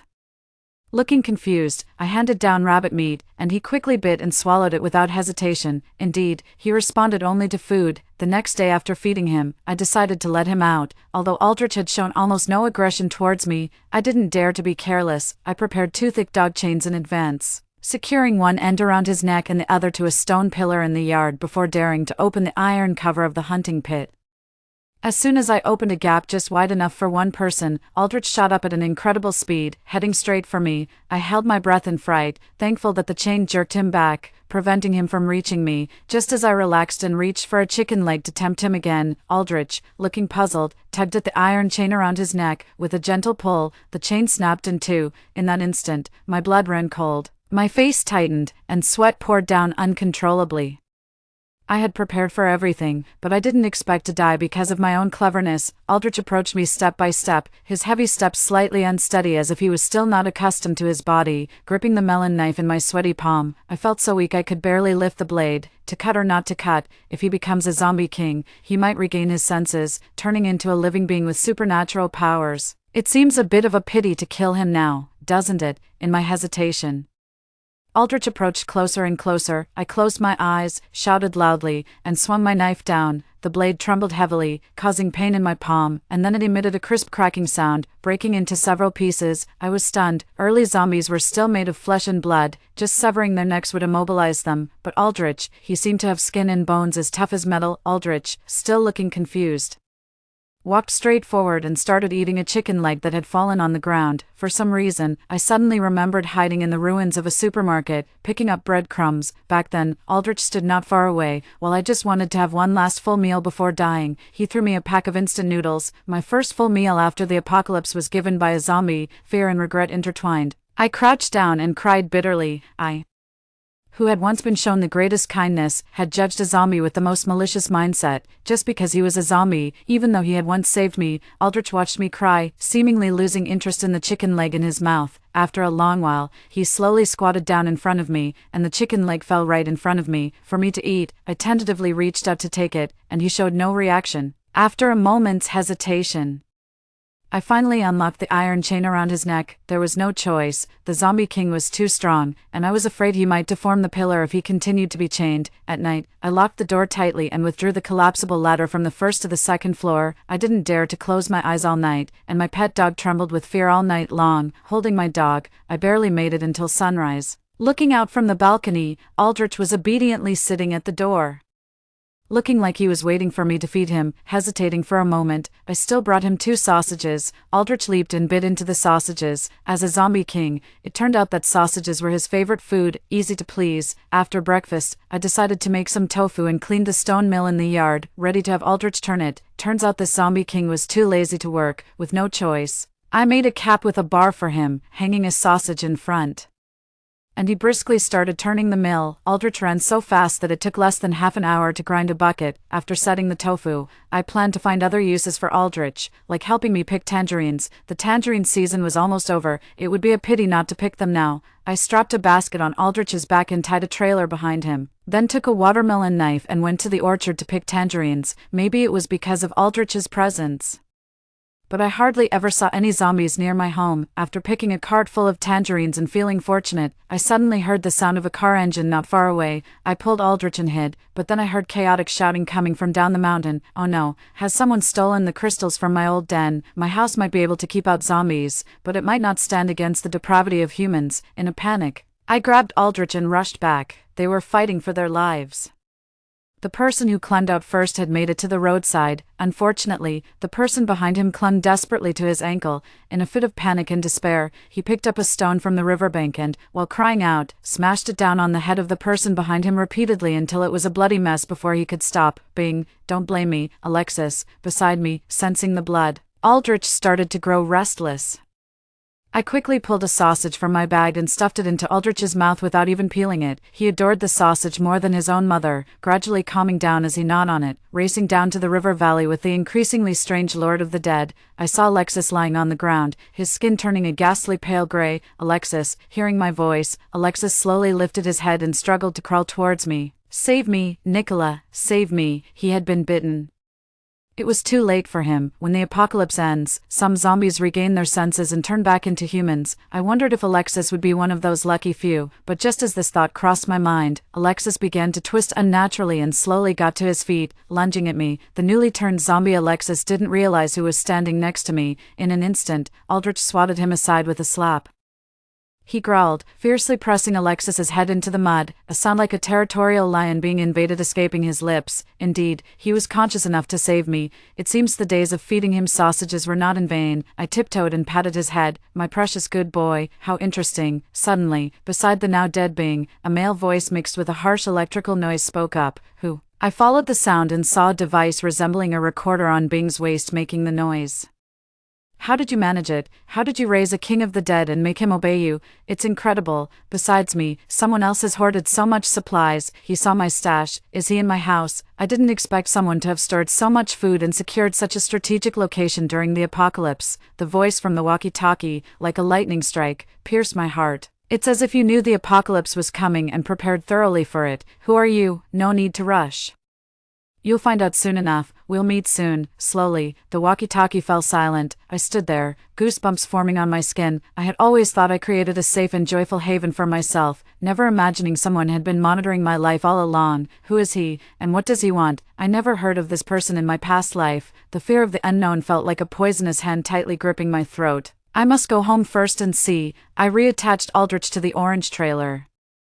And it took me a moment to realize something. When had Aldrich become so fast? Could it be just because he was fed? Do zombies also get low blood sugar? I couldn't figure it out. Passing by Alexis, I hesitated for a second or two, then also tied him up, partly because of the 2 million face value, and partly because I wanted to know if all zombies could be tamed like Aldrich. If not, dangling a sausage to make him work alongside Aldrich wouldn't be a bad idea. Back home, I intended to throw Alexis into the same pit where I had kept Aldrich initially, but this guy snarled and refused to let me, even giving Alexis a big smack on the face and then jumping into the pit himself to claim the spot. This old sixth really had me beaten. Since digging another pit was virtually impossible for me, I securely tied Alexis to a large tree outside the door. Ordinary zombies might have great strength, but they aren't monstrously strong like Aldrich, tied up as he was. I still had more than enough control. After dealing with Alexis, I hurried into the house. Inside, everything seemed peaceful, as if nothing had changed, but Lucky, who always greeted me at the door, was nowhere to be seen. Lucky, Lucky, my heart sank. After calling several times, I finally saw a little black figure crawl out from under the bed. Lucky had never behaved like this before. Someone must have visited while I was away. However, there were no signs of forced entry at the main door. After carefully inspecting the tall courtyard walls, I finally found muddy footprints on them. Someone had climbed over my 5-meter-high courtyard wall, and not just one person. They must be no ordinary people. My face turned ashen as I pondered over this, and then I saw Lucky barking furiously at the light bulb above the main door. I fetched a ladder, removed the light cover, and found a small listening device inside. I felt a chill run down my spine, holding Lucky. I searched the entire house and found several more surveillance devices, covering every corner of my home. These devices were smaller than a fingernail, utterly pervasive. If not for Lucky, I might have continued living under someone's surveillance indefinitely. Who could they be? I had only been out to pick oranges for 4 hours, yet they managed to enter my house silently, install numerous cameras, and leave without a trace. After a restless night, I decided to enhance my security measures. The next day, as I was about to head out with Aldrich for work, I was taken aback by what I saw at the pit's edge. The pit was littered with ham sausage casings, far more than I had taken out. In my rush to find all the surveillance devices the previous day, I had left the door open. I hurried to the storeroom to check, only to find that all the ham sausages were gone. Had a zombie stolen from me? "Aldrich," I said, threatening to cut off his food supply, angrily. I walked to the pit's edge and noticed something was off with Aldrich. He lay there listlessly, his skin flushing red, reddening skin. Can zombies overeat to the point of fever? Puzzled, I watched as Aldrich suddenly opened his eyes, let out a sharp howl, and struck the ground with his claw, creating a deep pit. Had he upgraded again? Eating ham sausages caused an upgrade. Before, I didn't store many ham sausages, but there was a sausage factory about 20 kilometers away.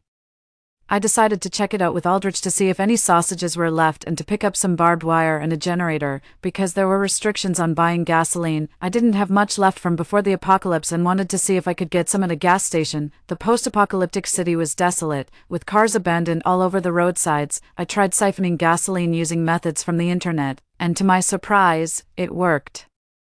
I hadn't even reached the gas station before my containers were full. However, I wasn't so lucky with the ham sausages. The factory had been completely emptied, not even minced meat was left. With no choice, I dismantled the generator to take it back. Perhaps because I had the zombie king with me, we only encountered a few scattered small zombies along the way, and they didn't dare approach, which made my journey rather pleasant. The generator was too heavy, and no matter how I tried to show Aldrich, he wouldn't help carry it. I couldn't move it myself, so I had to strap it with a chain and drag it behind the car. After resolving the generator issue, I had Aldrich follow along the factory's perimeter wall and had him lift all the barbed wire from the factory. I was planning to take it back with me, but it was then that I realized I had a big problem, including the wire mesh that needed to be hauled back to make a defensive net.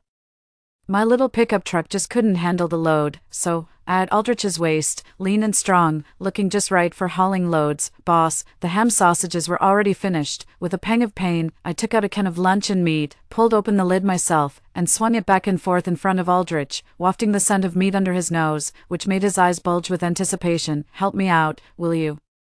My original plan was to have Aldrich act as a sort of human transport machine. Unexpectedly, Aldrich growled lowly, and the zombies wandering nearby slowly drew closer, then stopped orderly. I had no idea how he understood me, but he did. Taking a closer look into Aldrich's eyes, they seemed clearer than they had been a couple of days ago. You can understand me, right? Aldrich remained quiet, his goal clear. He bit into the luncheon meat, his mouth so large that it almost included my hand, which frightened me into instantly letting go. It took me a moment to realize he knew where my hand was, so he didn't bite. What really is the biggest difference between zombies and humans? Why do some zombies regain their senses and turn back into humans later on? Filled with intense curiosity, I reached out and placed my hand over his chest.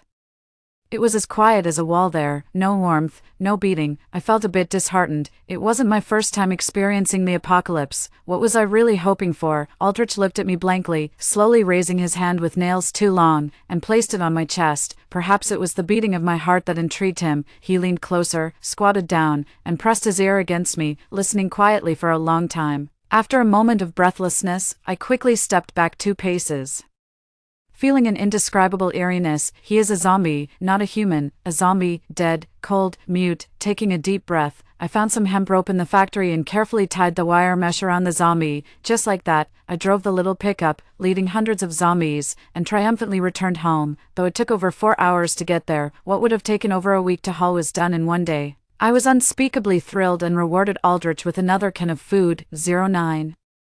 Getting the wire mesh home was easy, but setting it up nearly drove me to tear my hair out. Each zombie was stiffer than the last. They were okay for heavy lifting, but asking them to help set up the wire mesh was like asking for the moon. So, by the time I spent over half a month setting up the wire mesh and electrifying it, Alexis, tied to a tree, had already wilted. I had completely forgotten about his existence. I hurriedly killed a rabbit and threw it over, but Alexis didn't get it.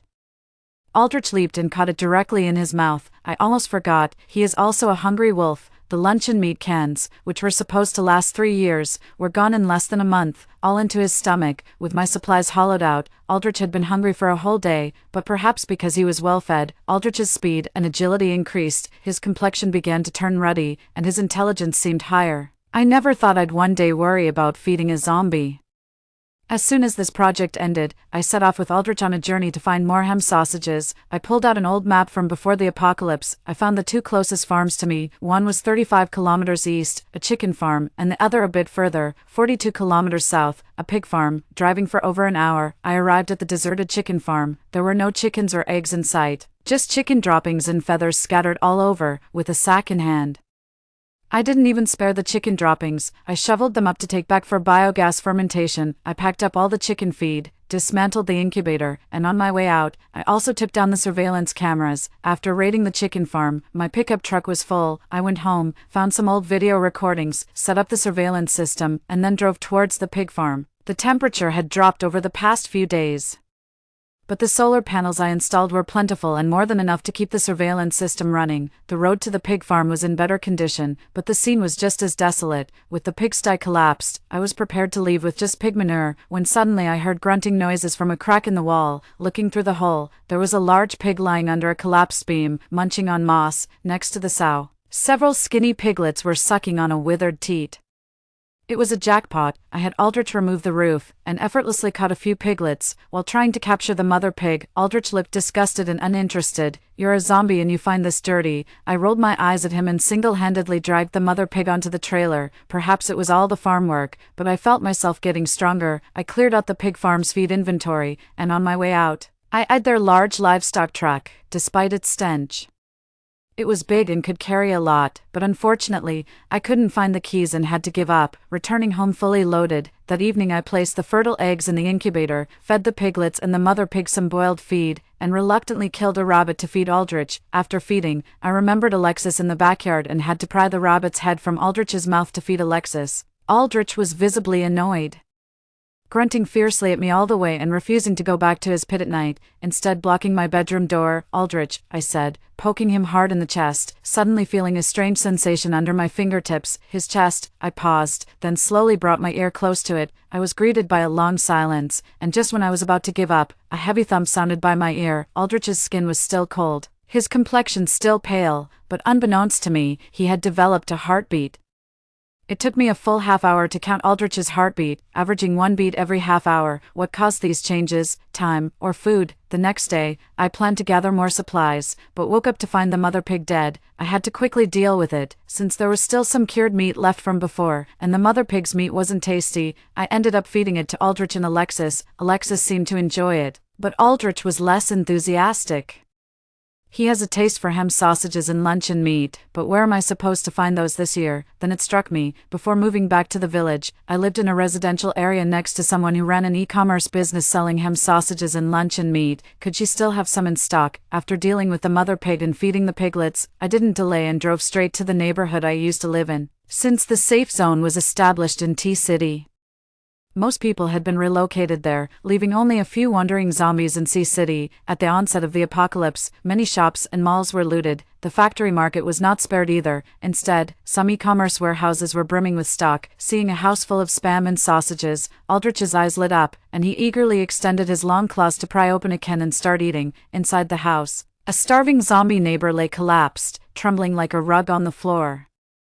I wasn't sure if she would be the lucky one, but I fed her a piece of pork and left her 100 cans. Her inventory filled my truck, and Aldrich kept eating non-stop in the passenger seat all the way. When we passed a bridal shop at the mall, I smashed the glass door and picked out a suit for him, which fit reasonably well. You can't tell by the clothes or the saddle, but once he put on that little suit and applied a bit of blush, you couldn't even tell he was a zombie. If we could really survive these 10 years, forget it. Who knows if the zombie king could be the lucky one to be revived. Let's just live like this. Being a pet isn't so bad. On the way back to the orchard, I saw huge tire tracks on the ground, and my heart instantly lifted. He had come, sure enough, just as we entered the orchard. We were surrounded by a group of armed men.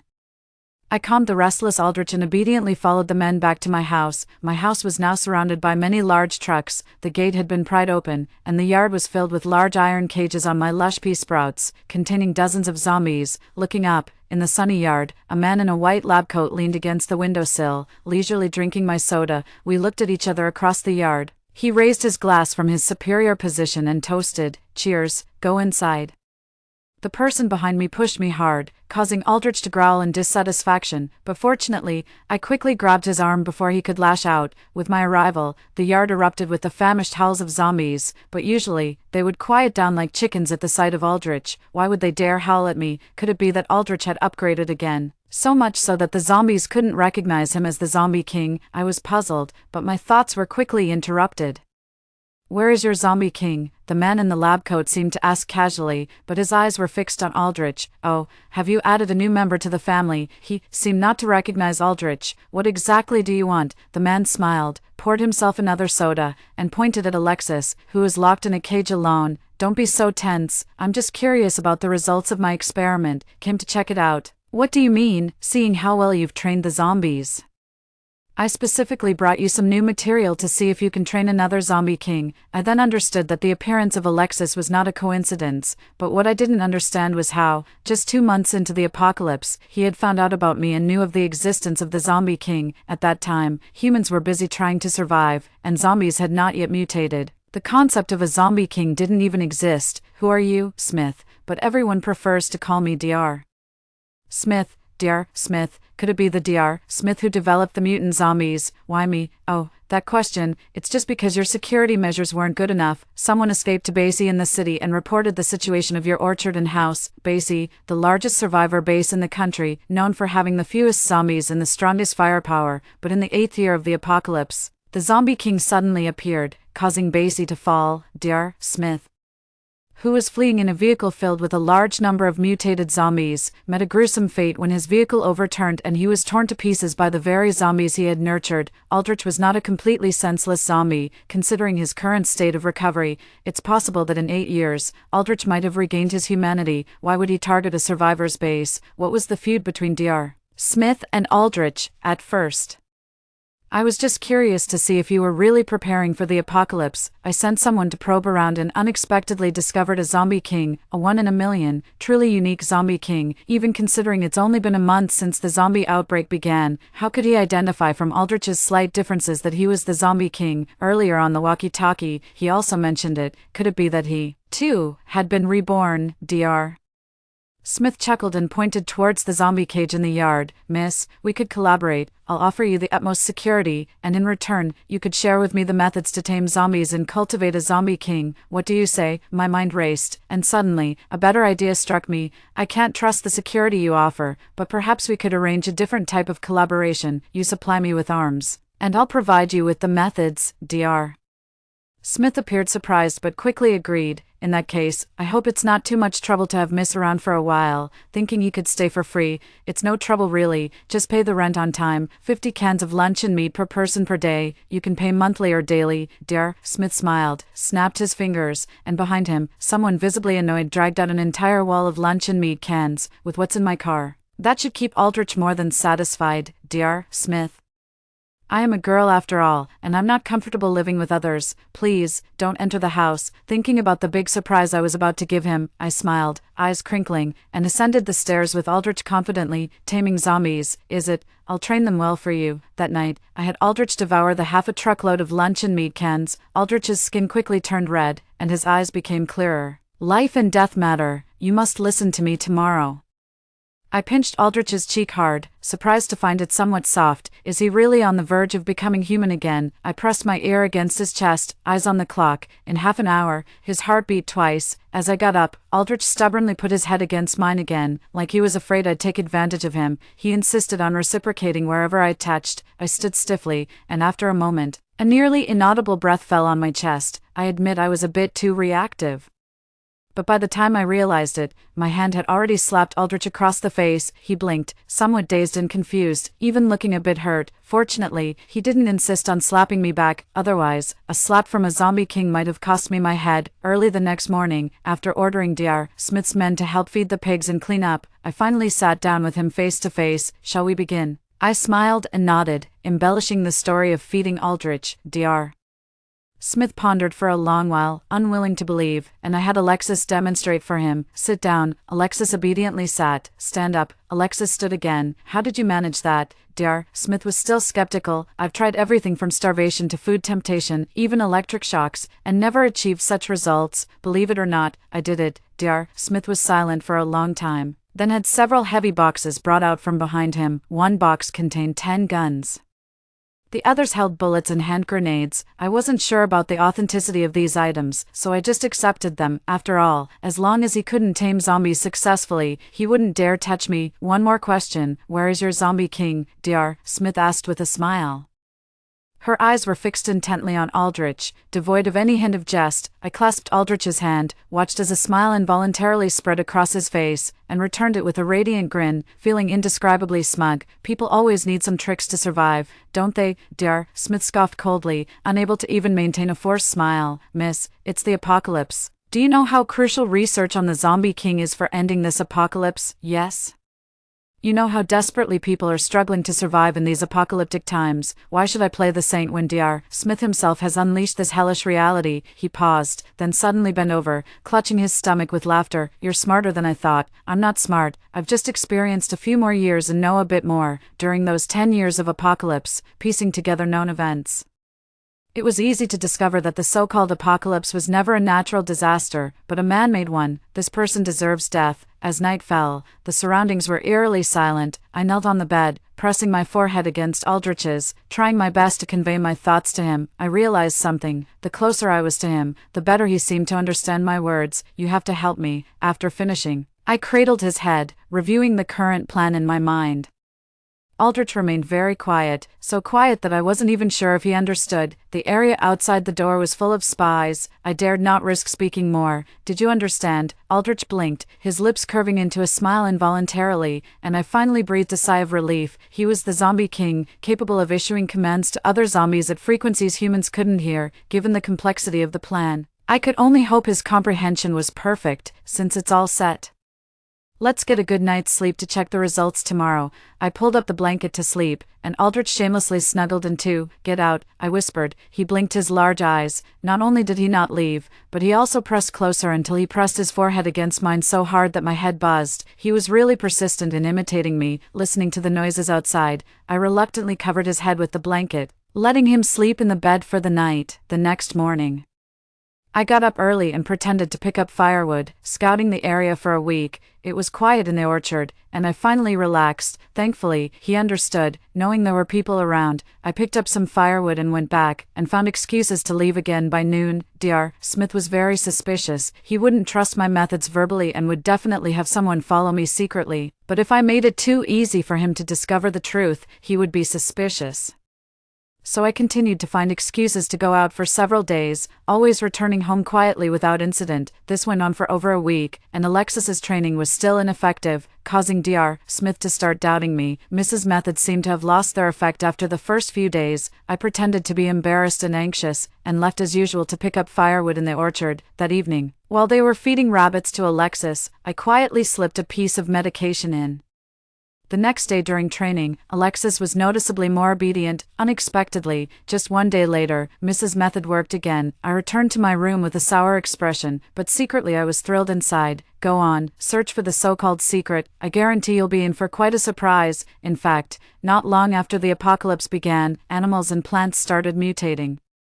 But their mutations were slower compared to the zombies and initially went unnoticed until the middle to later stages when people began to study them. If Dr. Smith is indeed reborn, he's likely to recognize which plants and animals have mutated, though he may not know their effects. Seeing me feed the zombies with mutated plants, he will surely send someone to covertly gather them for study. Once his men are dispersed, they can be taken down one by one, without his armed guards.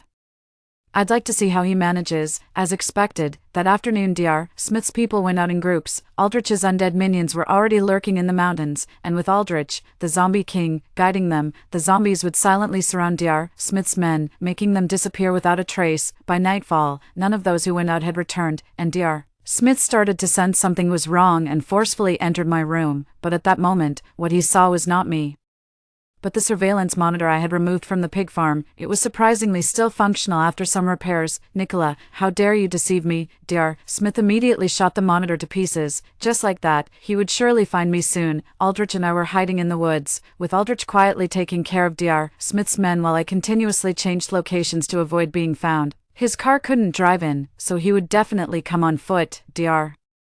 Smith is cautious and wouldn't follow rashly. Discovering that I had installed surveillance, he would suspect I had made other preparations, so he would stay in his car. What he didn't know was that, during the days he was training Alexis, Aldrich had instructed Alexis to place a cylinder filled with sevoflurane in his car. As soon as he sat in the car, Alexis would turn the switch on command, and the gas would leak out, causing Dr. Smith to lose consciousness due to inhaling an excessive dose of the anesthetic. When I returned home, it finally quieted down. As I opened the car door to drag out the bodies of Dr. Smith and others, a gun was suddenly pointed at the back of my head. I shivered, unbelieving, and turned around only to find, to my astonishment, Dr. Smith. Unexpected. I stiffened. Indeed, it was unexpected. Speak. Where is your zombie king? How did you tame him? And how did he become a zombie king? Speak. I opened my mouth, but before I could say anything, Dr. Smith harshly struck my head with the butt of his gun. I clutched my head, dizzy, and pulled out the pistol from my waist, aiming to fire as taught, but to my shock, the gun merely clicked, empty. Did you think I'd give you a real gun? Dr. Smith sneered, aiming the gun directly at me. No matter, I'll figure it out sooner or later. As the gunshot rang out, my heart constricted, and a dark figure threw itself in front of me, Aldrich. Aldrich looked down bewilderedly at the bullet that had ricocheted off the ground. His first instinct was to stoop down to help me up. Dr. Smith, in disbelief, stared at his gun. You're unharmed. Shot and still nothing. No, you're not human. You're a zombie. No, wait, why aren't the other zombies afraid of you? Who are you, really? Who are you? I struggled to stand up, holding on to Aldrich's hand. He is the king of the zombies. After a long silence, Dr. Smith burst out laughing. Impossible. If he were the king of the zombies, why would the others show no reaction? Because he has evolved, slowly becoming more human, evolving towards humanity. I've put so much effort into creating zombies that feel no pain and possess incredible speed and strength, and you're telling me they're evolving back into humans. What was the point of all my work then? You're lying. You're just making this up, Dr. Smith was furiously swearing and suddenly pulled out a gun. Firing several shots at Aldrich's head, even the usually calm Aldrich lost his temper, and with one slap, he sent Dr. Smith flying several meters. Dr. Smith crashed into my door, damaging it. Where am I supposed to find someone to fix the door now? All the effort to keep my house intact, and it wasn't the villain who damaged it, but you. I was so angry that I stomped on Aldrich, hurting my own foot. It can't be. It can't be possible. Dr. Smith was still rolling on the ground, cursing non-stop. Outside, Aldrich's zombie minions, including those who were once Dr. Smith's subordinates, had completed their mission and gathered together. Aldrich then picked up Dr. Smith, imitating how I fed the rabbits, and threw him to his zombie minions. Before I could intervene, Dr. Smith was torn apart. I wanted to ask him if he had been reborn, but never mind, it's time for the last task. I drove the car loaded with military arms to the crossroads, set it on fire, and with a soaring explosion, the only road leading to the orchard collapsed. It seemed no one would disturb my peaceful days anymore. Let's go, Aldrich. Time to feed the pigs and rabbits. If you don't hurry and feed them, you'll run out of food. Also, get your minions to clear the land. Who has the money to feed so many idle zombies? If they don't work, they don't eat. 10 years. In the blink of an eye, I was fiddling with the radio on the table, really frustrated. Aldrich, did you take the nut I left on the table? This guy was learning to fix radios and had just dismantled the one I had repaired. Aldrich blinked his big eyes, looking innocently, so infuriating. In 10 years, he looked exactly the same, not aging at all. Richie, search. Richie sniffed around his feet and immediately started barking. He had taken it indeed. Under my threatening gaze, Aldrich reluctantly pulled out the nut. I assembled all the parts of the radio. And suddenly, static came through. Is there a signal? I tried tuning the channel. And suddenly, a male voice came through the radio. Channel N185 resumes broadcasting today, October 1st, 2032. Today marks the end of the 10-year zombie disaster, and humanity has finally won the ultimate victory. I stared blankly at the calendar on the wall, torn to shreds by Aldrich, and suddenly tears welled up in my eyes. We won, Aldrich, we've won, 10 years, and it's finally over.